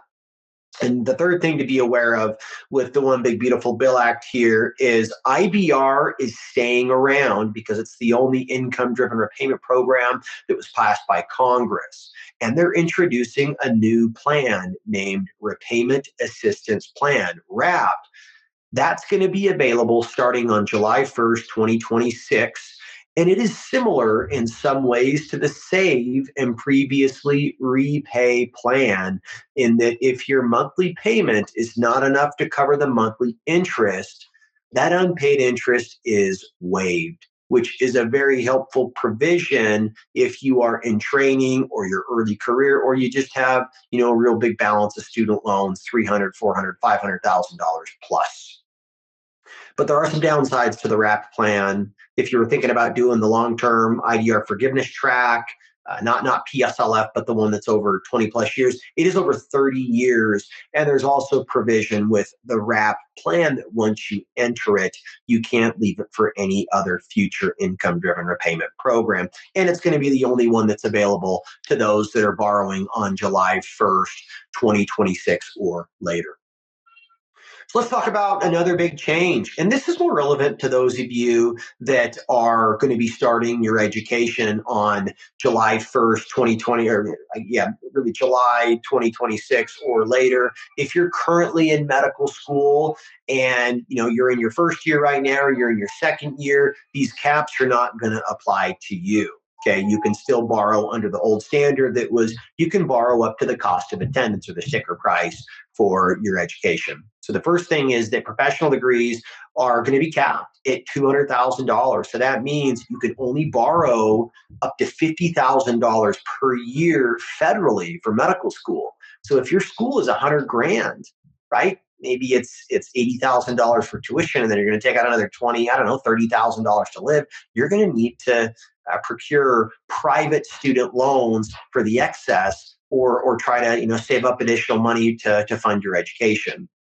With graduate degrees, they're only going to offer up to $100,000 federally. That's about $20,000 per year that you can borrow. And for Parent Plus loans, previously there was no cap on the amount that you could take out on behalf of your child, for their undergraduate education. Really, it's for those kind of private schools. But now it's going to be $65,000 per child, capped with $20,000 per year. So, should you pay off your loans or pursue a loan forgiveness program? There are really two key questions everybody needs to ask themselves. And here's the first one: what is your student loan debt to income? Suppose your debt is $300,000 and your income is $300,000. That's a ratio of 1 to 1. That's a scenario where, hey, it may be worthwhile to look at refinancing your federal loans to private. Okay. There are some exceptions to the rule, but you should definitely run the math there. If your debt to income ratio is 1 to 1.5, well, then you've really got to run the numbers with refinancing versus PSLF. And typically, the longer you're in training, if you're in training for 5, 6, 7 plus years, it's going to look more advantageous to do public service loan forgiveness. And if you're in a scenario where your debt to income is 1.5 or higher, so say you owe 450,000 and you're going to be earning $300,000 as an attending physician, well, that's where public service loan forgiveness could really help you out. And maybe you even need to look into that 20-year track. But that tends to be if your student loans are 2 or 3 or even 4x your income, which is pretty unique for physicians. Okay. The other question that you need to ask yourself is, what type of employment are you seeking? Are you looking into working at a private practice or working at a private group? And if you are, that's probably a scenario where you're going to end up privately refinancing your loans. Now, there's a key caveat in here. If you're working in California or Texas, you can now work for a private practice or a private group that contracts you at a non-for-profit. Maybe you're part of a private surgery group that is contracting in a nonprofit hospital. That is the kind of arrangement that can now qualify for PSLF. So definitely look into that. As well as if you're looking to work at a non-for-profit, academics, the VA, a federally qualified health center, right, or some other nonprofit community hospital, that's where you could end up qualifying for PSLF. So here's a little bit on refinancing. This is an excellent option if you already have private student loans. There's a real good chance those private student loans that you were borrowing for undergrad, or maybe you even need to take out a little bit of extra loans while you were in medical school, you could probably get a lower interest rate now as your financial situation has improved. You should hold off on privately refinancing federal loans until you're positive whether or not you'll do PSLF. So if you're in residency right now, you're in medical school, you may not want to refinance right now. You probably want to hold off, maybe start on something like income driven repayment early on, and keep the doors open until you get your first job out of training, and then you can decide. Because once the loans are refinanced, that is converted from a federal loan into a private loan, there is no going back to the federal programs. There's no more income driven repayment. There's no more PSLF. And you have entirely eliminated those options from your student loan strategy here. And for many, it does make sense, right? But just be absolutely certain that you do want to go down that route to refinance because you're outside of the federal benefits. And if there was, further, programs that come out, or they pause payments again because of disease or war, know that private student loans usually fall outside of that scope of the federal protections. You can refinance student loans multiple times if you've already done it once. And say you get 4.5% this year. Well, if they lower rates again next year and you can go from 4.5 to 3.5, know that you can do it again. And there's no additional cost to you. Okay. As well as, if you can lower the interest rate, you can probably get more favorable terms and save more money on your overall loan paydown. Here's kind of a golden scenario. Say you have $100,000 of private student loans at 10%. Okay, it's not uncommon to have double-digit interest rates for private student loans. And say you just paid them off over 10 years, that's a total cost of $160,000. So you paid $60,000 of interest on the 100 grand of loans you took out. Well, what if you were able to lower the rate from 10 to 6.5%? What that's going to do is it's going to save you $20,000 roughly just on that one set of loans there. Now, what if you owe three or four or $500,000? Now you can see that refinancing could end up moving the needle more than six figures for you. So definitely look into that if you already have private student loans, or if you're not trying to do public service loan forgiveness. You can scan the QR code here on the page that'll bring you up to a number of the White Coat Investors partners and lenders. And if you refinance $60,000 or more, not only can you get a cash bonus generally, but they'll also throw in the FY Fire Your Financial Advisor course free. It's totally included. So studentloanadvice.com, White Coat Investor Company, that is the company that I co-founded in conjunction with the White Coat Investor. We can create a custom student loan plan using the principles of the White Coat Investor, where you'll sit down with a student loan pro and we'll go through PSLF and refinancing and how to file your taxes, whether to file jointly or to file taxes separately. And we'll run through what is the best income-driven repayment option for you. We've advised on nearly $1 billion of student loans. And we do this to help you save time, save money, and to give you answers on your loans. Our average client saves about $160,000 on their student loans as a result of our appointments. Thank you, Andrew, for lining that up so well. There's a lot of changes. And I get that people were really anxious about it coming in. But the beautiful thing now, although most of these changes were for the negative for docs, indebted docs anyway, the beautiful thing about it now is we have clarity. We know what student loan policy is going to be for at least the next 3.5 years. And we just haven't had that for 4, 5, 6 years now. So it's great to have that clarity. And, if now's the time to revise your student loan plan, book an appointment with Andrew at studentloanadvice.com. Get your student loan plan sorted out. There's no point in throwing away money there that you don't need to be thrown away. Okay, so here's what we've talked about today. Okay, we talked about some WCI resources you can use for education and to be referred to the good guys, right? If you go to whitecoatinvestor.com, you see a recommended tab. We got all kinds of things there, right? Student loan refinancing companies, student loan advice, financial advisors, insurance agents, realtors, you name it, right? We got a long list of resources for you there. These are our curated lists. And we try to, if we're getting complaints about somebody, we take them off the list. And so they're continually vetted by the white coat investor audience, as well as any upfront vetting we did before we put them on the list. So if you're looking for a financial services professional, we probably got a good referral for you. Okay. Not only does that help you get to the good guys and help run the bad guys out of business, but it helps support our mission here at the White Coat Investor, right? They're buying ads from us, or we're getting paid some way when we refer you there, et cetera. Okay, what else do we talk about? Don't be one of those docs who's still broke when it comes time to retire. It's not that hard to do. You can build wealth. You can retire as a multimillionaire. It's not that complicated. Hundreds of thousands of doctors before you have done this. You can do it too. That first year out of training is the most important year of your financial life. You get that right, it's hard to botch the rest. Even if you didn't catch on to this stuff right out of training, it's still worth getting started now. Maybe this is the equivalent of your first year out of training. Investing might be the easiest part of personal finance, even if it produces lots of anxiety, but you can keep it pretty darn simple. Investing does not have to be very complicated at all in order to be successful. Don't forget, it's a one-player game. Use a written financial plan. Remember, your patient's probably not going to take everything away from you. Your spouse might take half of it, but your patient probably isn't. Understand asset protection, and once you do, I suspect you'll have a lot less anxiety in patient care rooms, in the OR, in the ICU, et cetera, once you realize what your risk really is and what you can do to protect yourself from it. Don't forget to do your estate planning. If you don't have a will and you got a kid, you need to go get a will this week.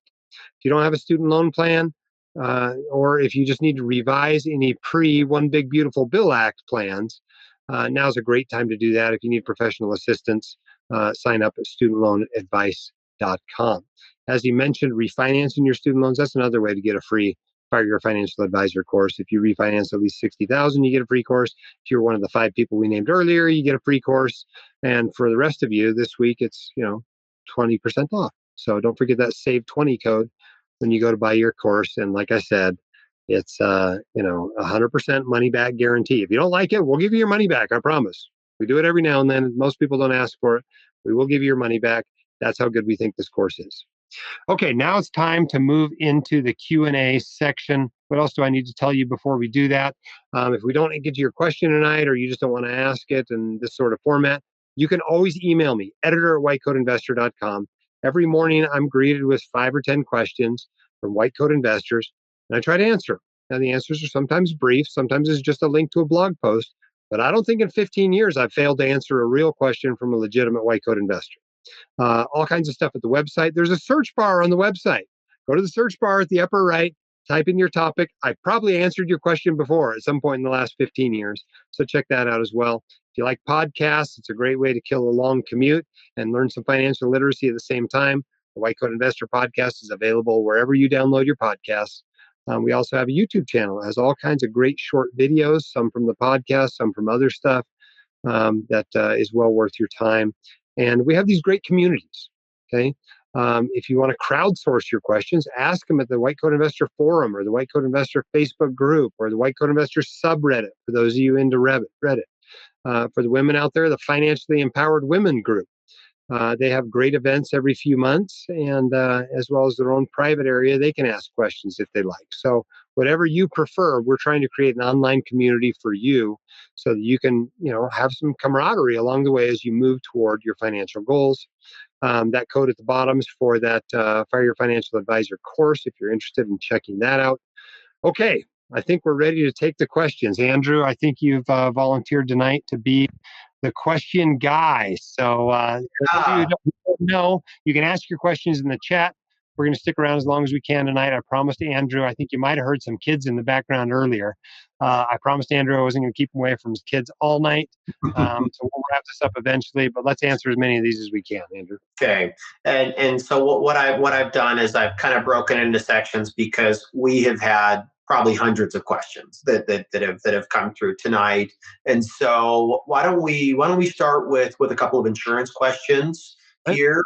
And the first one is, when should I buy disability insurance? As a resident, or should I do it as a medical student, or wait until I'm a practicing doctor?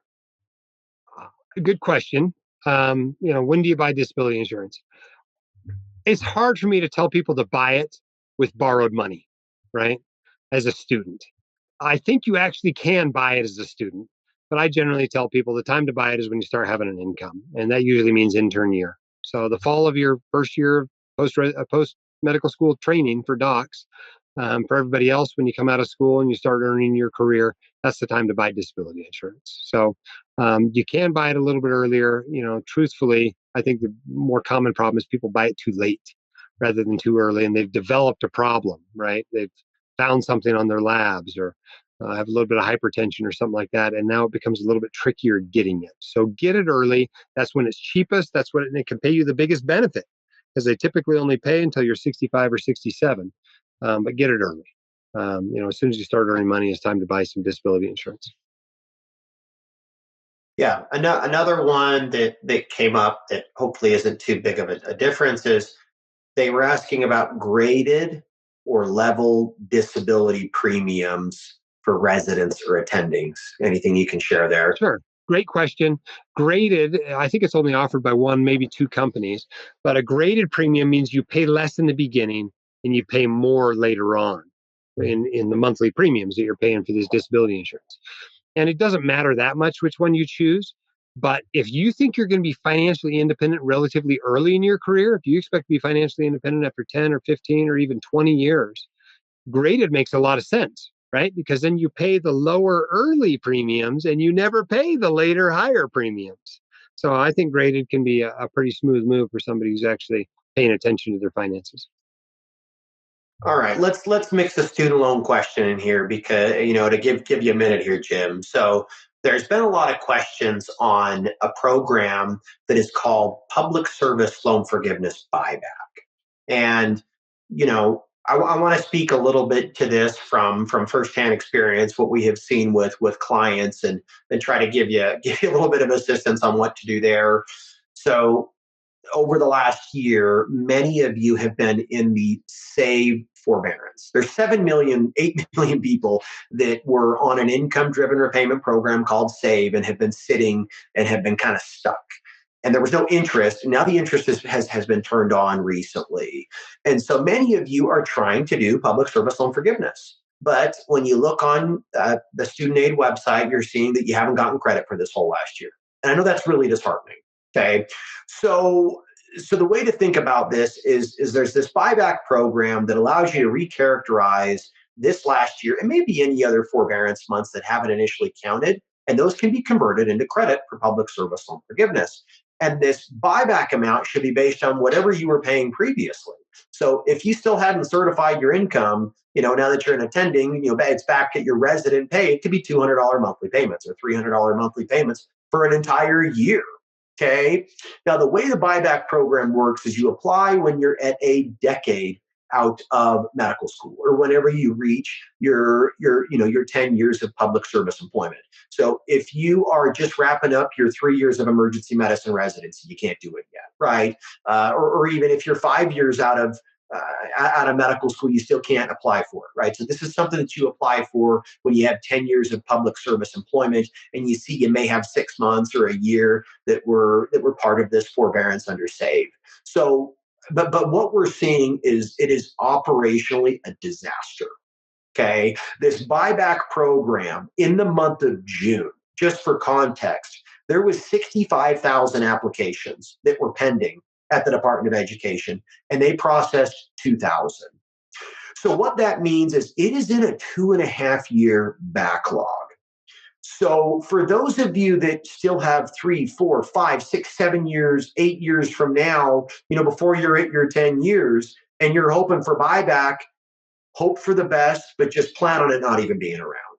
If you're at the end of your 10 years right now and you've applied for buyback, okay, maybe it's worthwhile to wait it out at this point. But I just want everybody to be prepared for this last year to potentially not count towards your 10 years. Okay. All right, let's do a retirement question, Jim. So this is coming in from someone who is an independent contractor, and they want you to shed a little bit of light. If I'm working 1099, Should you do a solo 401k or a SEP IRA? What are the considerations that they should think about? Okay, well, the good news is there's a lot of complicated questions in personal finance and investing. This isn't one of them. This one actually has a right answer. The right answer is a solo or individual 401k. And there's two reasons why. One is at some income amounts, you can actually put more into a solo 401k than you can into a SEP IRA. Another reason is that if you're trying to do the backdoor Roth IRA each year, that process where you put it into a traditional IRA, then move it to a Roth IRA, that can be complicated by having a SEP IRA. This is called the pro rata rule or the pro rata calculation. And basically, any Roth conversion you do has to be prorated across all of those tax deferred accounts you have that have IRA in the name. Okay, so that's a traditional IRA, a rollover IRA, a SEP IRA, and a simple IRA, not a Roth IRA, not an inherited IRA, but those other types of IRAs. So if you have a SEP IRA, it's going to cause your backdoor Roth IRA process to be prorated and kind of make it not worth doing. So solo 401k is the way to go. I think there's a lot of other, minor benefits to using it. It's slightly more complicated than a SEP IRA, but there's really little downside, if any, to using a solo 401k instead of a SEP IRA. So pretty much every doctor in the know that's self-employed, that's an independent contractor, that's getting paid on a 1099 is using a solo 401k. And if you've got that income on the side, in addition to your regular W-2 job that's offering you a 401k, you can have more than one 401k. And so look up the rules for that. Go to the whitecoatinvestor.com, search in the bar, multiple 401k rules, and they'll pop up. And I'll explain to you how you can have more than one 401k when you have more than one employer. Great. Here's another one that's also talking about retirement accounts. So this doctor has access to a 403b, a 457b, and a 401a, and they are asking, do these all share the same $70,000 limit? Okay, good news. The answer is no. Your 403b and your 401a probably do share the same $70,000 limit, though. The 457 limit is totally separate. And usually most 457s aren't letting you put $70,000 in there. They're probably letting you put in something like $23,500 or something like that. But it's a separate limit. So you get 70 into those other two plans and 23 into your 457B. Now, those are the IRS limits. Your plan might have other limits, right? Some plans let you put in more than others. Like a lot of you have got a 401k and you go talk to HR and they're like, okay, we'll give you a $3,000 match and you can put $23,000 in there and that's it. But the 401k that I have in my physician partnership, the 401k we started here at the White Coat Investor, you can actually get $70,000 into it. So the plan itself can limit how much you put in there. And the reason it typically does for doctors is so that the employer doesn't have to pay a bunch of money to the non-highly compensated employees in order for the plan to pass required non-discrimination testing. That's usually why there are limitations by some employers. But the IRS limit's $70,000. All right, let's do another one, and then we'll take a student loan question. So, Jim, what are your recommendations for busy docs for books other than the great WCI books? Of course, that's where you got to start, right? But what other kind of books would you recommend for someone? Yeah, again, you're far from the first to ask this question. Go to whitecoatinvestor.com, go to the tab at the top, right? It says books. The lowest line there right now, at least unless we redesign the website, is called Great Books by Others. And it's a long list of great books. Some are older, some are relatively new, on all kinds of financial subjects, whatever you want to learn about, from real estate investing to behavioral finance, whatever. There are several books in each category. I highly recommend them. You can check them out at the library. You can buy them on Amazon, whatever. Those are all affiliate links on the page. So if you buy a book off that page, we'll get like $1. But we appreciate you helping to support the site. But that's what I'd say as far as books to read. Now, some of my favorites that I think are well worth it are things like How to Think About Money, The Psychology of Money. That one's by Morgan Housel. Boglehead's Guide to Investing. If you're looking for something short, maybe The Coffee House Investor or William Bernstein's If You Can. If you like Bernstein's writing, you might want to get something a little bit longer, like The Investor's Manifesto. And you know what? You read all of those books, you probably know more about investing than most people calling themselves financial advisors. Okay, I'll take a student loan question. So, people have been asking about refinancing, and they have been asking about when is this tipping point of going from federal loans into private? Because there's a lot of you out there that are in save, and you're not going to do PSLF. Okay, if you're going to do PSLF, just disregard this question. Okay, if you are in save and you're or maybe you're not, and you have your federal student loans, and you're going to look to privatize them at some point, at what point do you end up taking the leap in terms of converting them from federal to private? Usually I like to use a buffer of at least 1% from federal to private. So if your weighted average interest rate is 7% on your $250,000 in medical school loans, and you're working in private practice right now, you don't qualify for forgiveness. If you could get 6%, right, that's probably enough.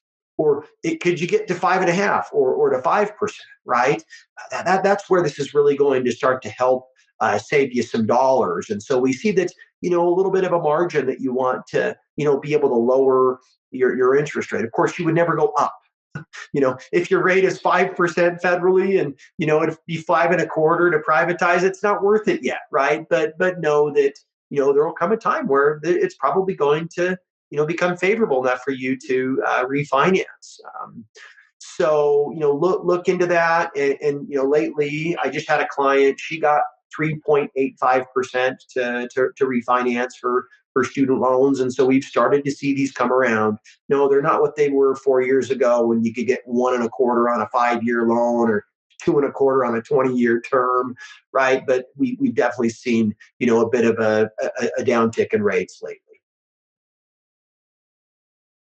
Okay, so let's do another insurance question, Jim, and this one kind of brings you back to a little bit of your roots, starting out in the military after medical school. How does disability insurance work if you're a military doc? Is Oh, it the same process as as for civilians? mostly it's the same process. There are some nuances to it. And if you search military disability on the website, I've written about this periodically over the years. I think we had a recent post by our insurance guru on this topic just in the last couple of weeks. So Mhm. just search military disability on the website. You'll get oodles of information, all you ever wanted to know on this topic. But basically, the military does provide some sort of disability benefit automatically. So that's nice to know. It's probably not as much money as most docs would like to have if they actually became disabled. And eventually you end up being fed into the VA system, which may or may not be ideal for you. So it's still worthwhile having. Now, a lot of policies will not cover you if you're injured as an act of war. And so you got to keep that in mind. You also, they may have a little bit of a problem insuring you while you're in the military. A lot of them still will, though. Even while you're on active duty, they'll insure you. They'll just say, not if you get hurt while you're deployed or something like that. So you can still buy it. And typically, if you buy it during residency before you go on active duty or something like that, it still works just like anything else. Because the truth is, you're probably not getting disabled as a result of an act of war, right? Docs tend not to be on the front line most of the time. And when they get disabled, they're getting disabled for the same reason everybody else gets disabled, right? It's heart disease, it's cancer, it's a stroke, it's a tremor, whatever, right? It's not an active war most of the time. So it's still worth buying, even if you're in the military. You do have some coverage through the military system and the VA itself. I kept my policy that I bought as a resident throughout my time on active duty and continue to carry the same policy afterward. So I would still buy it even if you're, planning on spending some time in the military. Okay, great. So let's take another kind of an investment retirement account question here. And why do you prefer a health savings account over a flexible spending account? Well, a flexible spending account is a use lose account, right? It's great. If you know you're going to spend that money on healthcare this year, great. Put it in an FSA. The difference between that and an HSA, a health savings account, is the FSA, flexible spending account, is a use lose account. The HSA is not. If you don't use it, it just rolls over to the next year and the next year. And you can make another contribution the next year. As long as your only plan is a high deductible health plan, you can contribute to an HSA. And if you do that year after year after year, and you keep the money invested, or maybe all of it invested except for a few thousand, you might need to pay deductibles or whatever.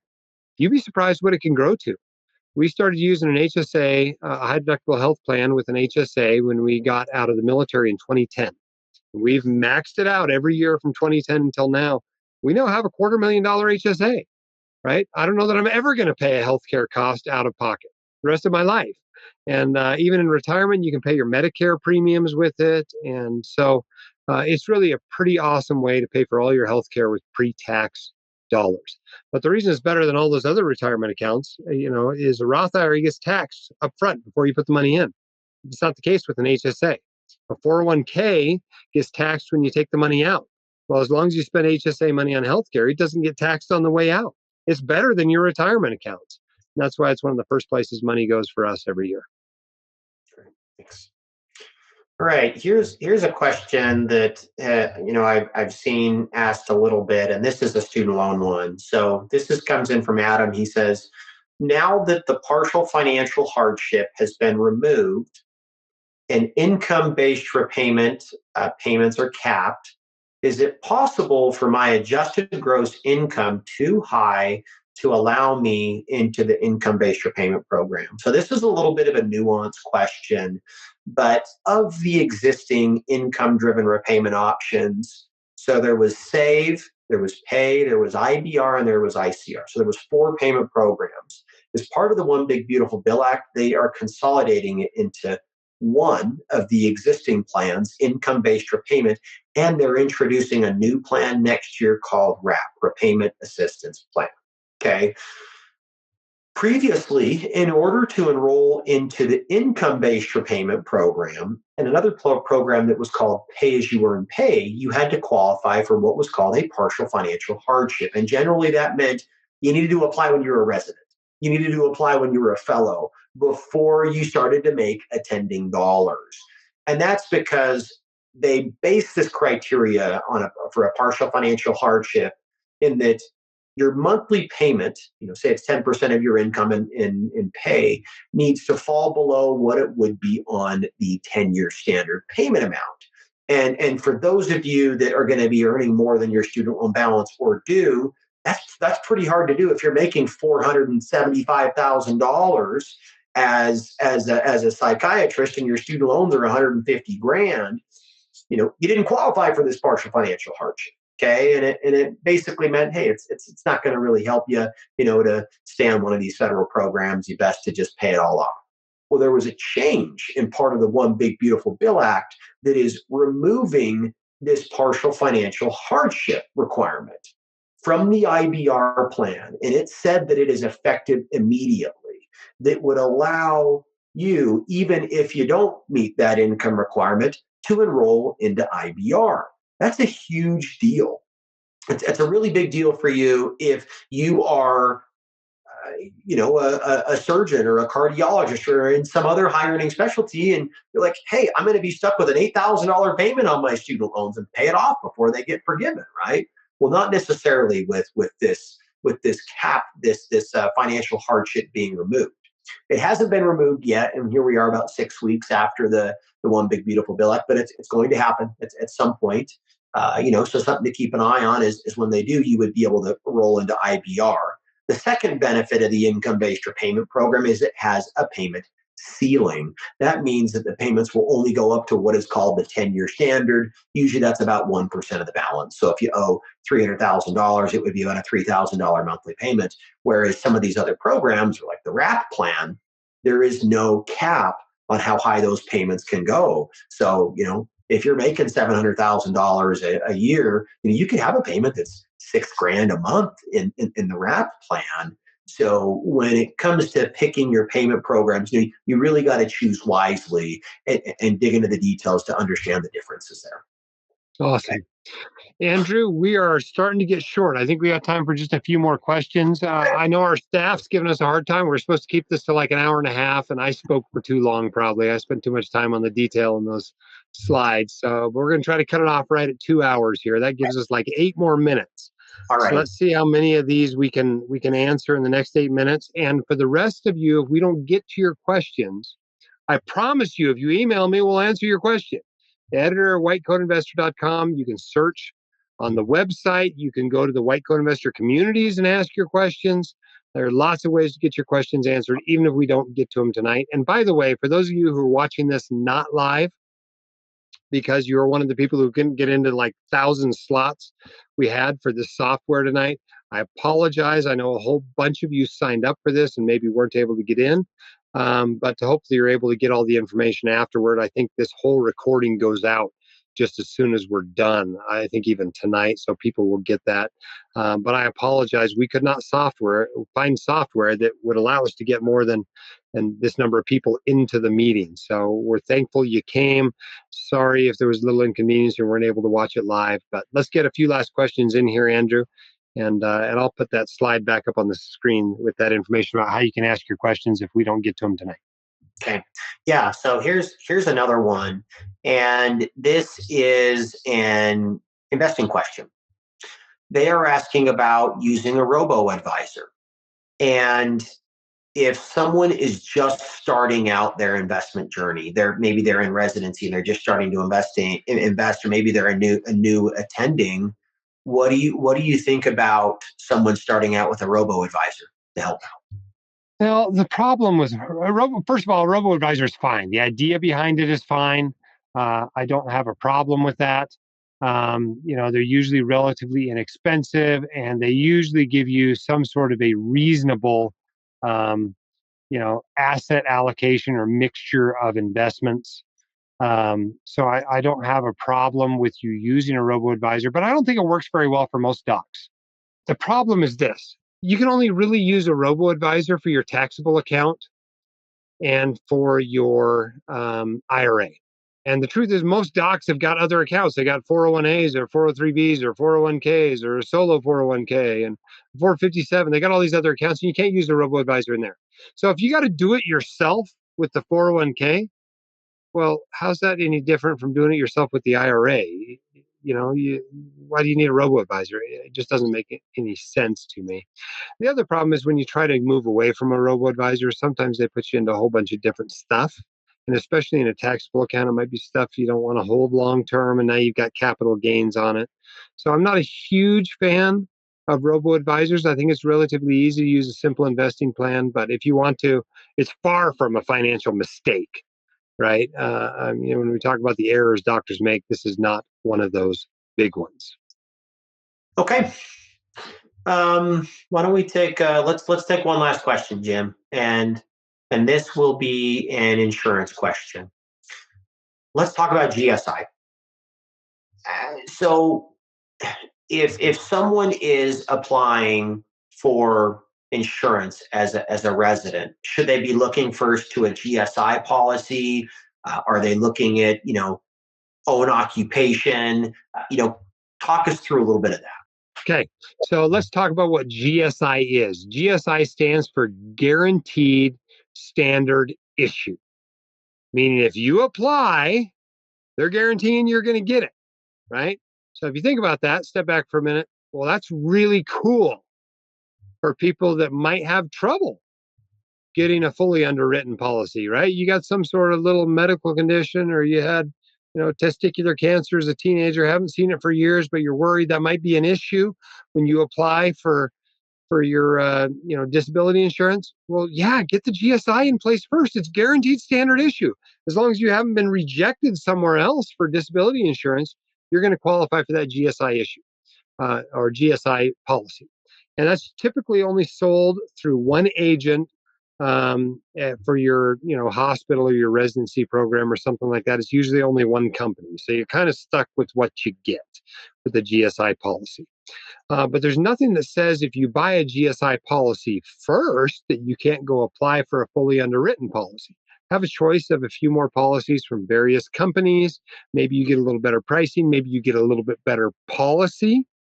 But if you're worried that you might not get a policy, or you might have an exclusion on your policy, or you might, have to pay more for your policy. Yeah, if a GSI is available to you, get that first and then look into an underwritten policy. Now, we have spent hours and hours and hours with our recommended agents pointing out, hey, we want to make sure if people aren't going to qualify for a policy and they've got a GSI available to them, that they go get that GSI before they've been rejected for an underwritten policy. And for the most part, that happens. What occasionally happens is people aren't upfront with the agent. And I don't think they're trying to be dishonest. I think they just think their tiny little medical problem is really a nothing burger.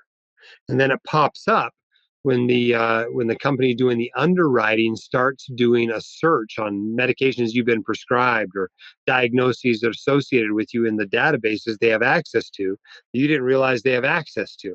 And they find this thing. And now you've got an exclusion on your policy, or worse, you got rejected for the policy. And now that you've been rejected, you can't go and get a GSI policy. So just be super honest with your agent when they're asking you medical history questions.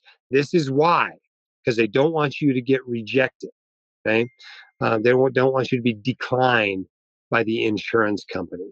And so they've got other things they can do. They can shop you around informally to the underwriters at the various insurance companies and see how they treat your condition that doesn't seem like a big deal. And you might find that some insurance companies say that's no problem. Other insurance companies, oh, that might be an issue. You might have an exclusion for that, or we might decline you for that. And so work with the agent, right? They know about the GSI policies. They know who has the GSI policy for your institution, if there is one.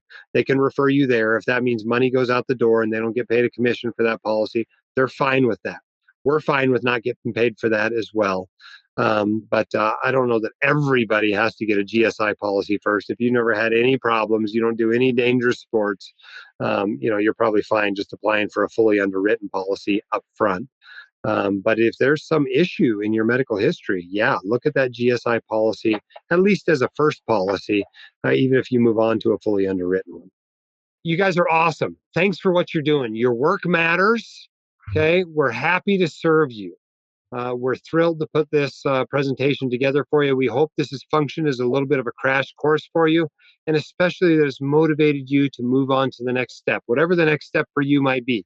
Maybe it's getting a will, maybe it's getting disability insurance, maybe it's booking an appointment with Andrew, maybe it's refinancing your student loans, maybe it's getting the Fire Your Financial Advisor course to finally get that written financial plan in place. Maybe it's hiring a financial advisor. I don't know.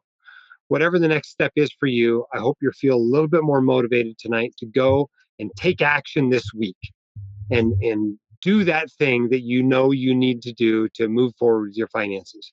As you become better at money, you're going to be a better doctor, you're going to be a better lawyer, you're going to be a better whatever kind of professional you are, because you're going to be less worried about money and able to focus more on your patients and your clients, et cetera, and certainly on your family and your own wellness. So thank you for being with us tonight. Any last words, Andrew? Couldn't have said it better. Great to be, part of this wonderful community of white coats, and we're cheering you on. All right. See you next time. Thanks for tuning in. The hosts of The White Coat Investor are not licensed accountants, attorneys, or financial advisors. This podcast is for your entertainment and information only. It should not be considered professional or personalized financial advice. You should consult the appropriate professional for specific advice relating to your situation.